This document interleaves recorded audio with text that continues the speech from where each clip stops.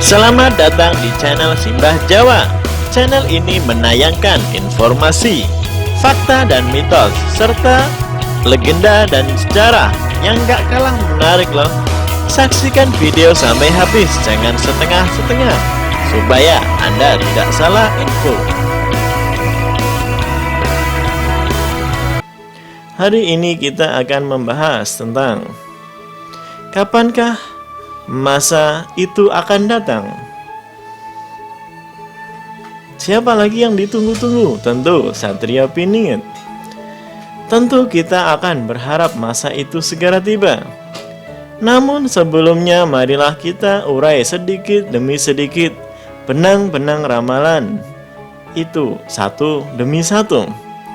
Menurut pemikiran saya yang masih awam ini, Satrio Piningit bukanlah hanya mengacu pada sosok pribadi saja, namun ini bisa diartikan gambaran sebuah zaman di mana spiritual akan mewarnai kehidupan negeri ini, bukan liberalisme, bukan komunisme atau kapitalisme ataupun fanatisme agama.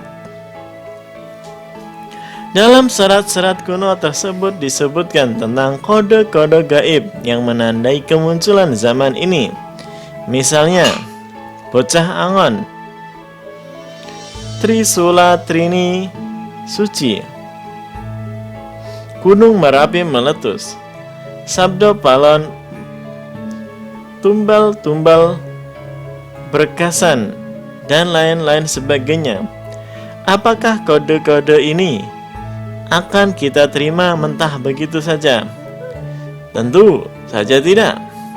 Kita harus jeli tentang bahasa seloka ini. Semua ini adalah bahasa kiasan saja, di mana sudah menjadi tradisi bagi orang-orang Jawa dalam menyampaikan sesuatu kepada orang lain. Lalu, apakah tafsir Satrio Piningit pada diri kita itu sendiri? Satrio Piningit adalah ruh atau roh kita. Cobalah kita jujur pada diri kita sendiri. Bangsa ini telah berabad-abad dijajah secara fisik maupun fahamnya,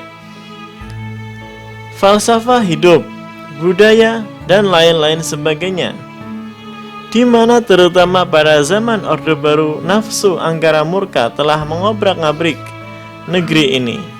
Sampai detik ini sudah berapa persenkah penduduk negeri ini yang berusaha memperdayakan roh dalam hidupnya? Wah, tentu saja sangat sedikit. Hal ini terbukti masih banyaknya penyelewengan yang dilakukan oleh pemimpin-pemimpin kita. Baik itu kejahatan dalam hal birokrasi maupun kejahatan kemanusiaan. Juga dari yang di lapisan bawah masih banyak terjadi pembunuhan secara sadis, perampokan, pemerkosaan, dan lain sebagainya. Lalu, apakah yang dimaksud dengan budak Angon, gunung meletus, Trisula bercadik, dan lain sebagainya? Mari kita kupas sedikit demi sedikit. Bocah Angon sebenarnya kita di dunia ini adalah para pengembala, yaitu mengembalakan diri kita sendiri. Kita harus bertanggung jawab tentang pengembaraan kita di dunia ini. Kita harus bisa mengembalakan, bahasa Jawanya Angon atau ngengon, nafsu kita sendiri. Kita bisa menundukkan nafsu-nafsu yang buruk, kemudian tunduk di bawah perintah sang roh melalui pikiran yang telah jernih. Pada hakikatnya hidup ini adalah angon atau mengembala tubuh ini, pikiran ini, nafsu ini, dan lain sebagainya. Lalu apakah yang dimaksud dengan gunung-gunung yang meletus? Gunung-gunung adalah simbol pola pikir kita, alam pikir yang ada di dalam kepala manusia. Gunung adalah bagian bumi yang paling tinggi atau atas. Pada manusia bagian atas adalah kepala yang di dalamnya terdapat sang otak, yang akan melahirkan pikiran-pikiran atau ide-ide yang positif maupun negatif. Di dalam salah satu serat diceritakan Gunung Merapi akan meletus dan mengeluarkan bau anyir. Ya, itu simbol dari kekotoran pikiran kita. Semoga dari pembahasan hari ini kita akan dapat mengambil kesimpulan bahwasanya